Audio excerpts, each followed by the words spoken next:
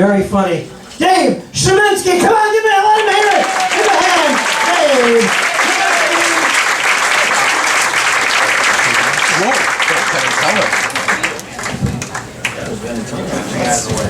Wow. Well, thanks everybody. How's everybody doing on a Tuesday night in Belmore? Good. I went on a date the other night, and things were going out well. She says, come back to my house, we'll play some games. All right, sounds great. She starts unbuttoning her shirt. She goes, you know, I'm having trouble paying the rent. So I start unbuttoning my shirt. And then she goes, whoa, whoa, whoa, we're playing Monopoly. In February, I lost my job. And I had never lost my job before. And so they go to the unemployment office, and they make me have a counselor looking at my resume. She said, wow, this is a pretty extensive resume, but, you know, you're a little old.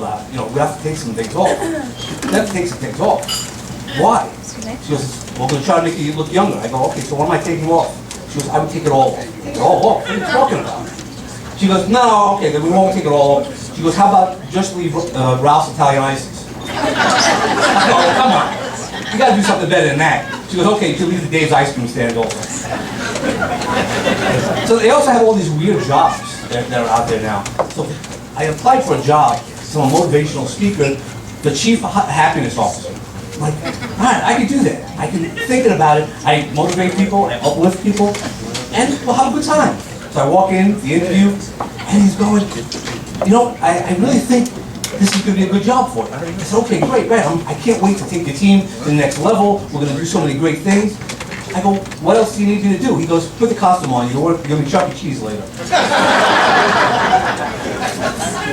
Go for another job interview, and they're asking weird questions. You know, what do you feel like, or this? You could be what type of sandwich? What type of sandwich would you be? I go, all right, a ham sandwich.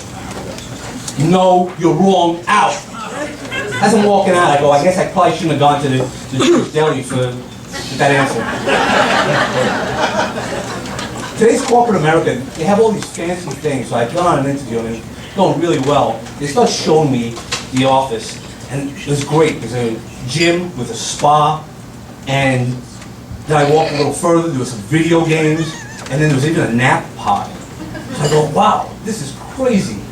I go, where do we do the work? Oh, you work from home. So I also run a charity called Goons for Good. And they call me the Goon Father. Yeah! Yeah! And we were looking to expand our jobs. We were hiring some people. This guy came in, he had already worked for 3 different charities. I said, okay, that's great. You have all this experience. Now, why did you leave any of those jobs? Oh, I stole from the charities. Anybody ever want to cook for their grandparents? So I wanted to cook one night for my grandmothers, and I have an Italian grandmother and a Jewish grandmother. And I said, come on over, I'm going to make you dinner. So I made dinner as best as I could, and I looked at them and I said, what's the problem? And they said, well, it doesn't really taste that good. What recipe did you use? I go, the one on my phone. They said, good, now use your phone to call Uber Eats. Yeah. So then I was like, okay, let me try. Can I try it again next week? Yeah, but you have to use our recipe. I said, okay. They both gave me recipes, and next week we're going to have gefilte fish parmesan. It's not as bad as it sounds. Funny. Actually, it is bad as it sounds. Yeah, so I was invited to a dinner party the other day, and I came in late. I'm single, so I was like, all right, I'll come late. I don't want to do all the whole mingling thing.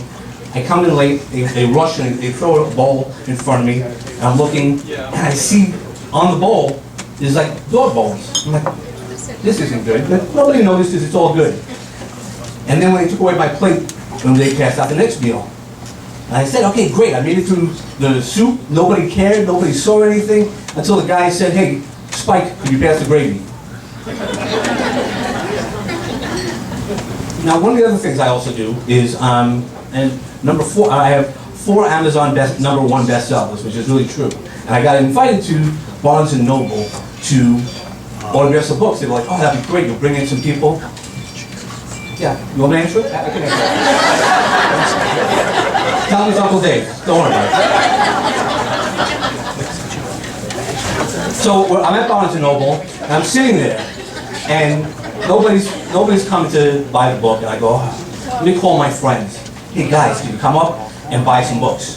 They all came down. I have the greatest friends in the world. They all bought books. Not one of them is mine, but they all bought books. Then I had gone to the manager had come over. He goes, Dave, you were here 2 hours. We bought one book was sold. I go, yeah, this is a new book. I really thought it would really hit. It was, talking about bottle cap collecting on Long Island.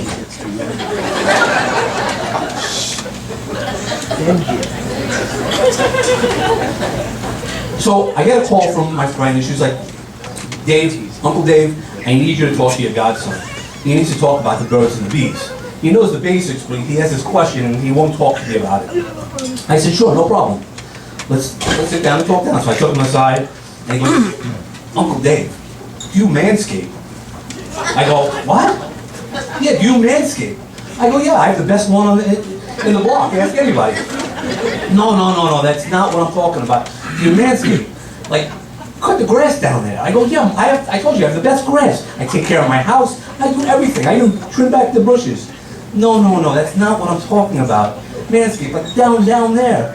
And I go, I don't think I really helped you that much. He goes, no, not at all. Now I understand why you're single. Then I also have a dog, and my neighbor always throws treats over at the dog, and I go, George, could you please not do it as often? Like my dog goes out the door, runs to the treats. Then one day I'm out there and I see he throws Big Mac. I go knock on the door. I go, George, what are you doing to me? I go, I told you not to throw her food, and you throw her a Big Mac, and I'm starving over here. And that's all I've had for tonight. Thank you so much. Dave Chametzky, come on, give a hand. Not a single joke about his mullet.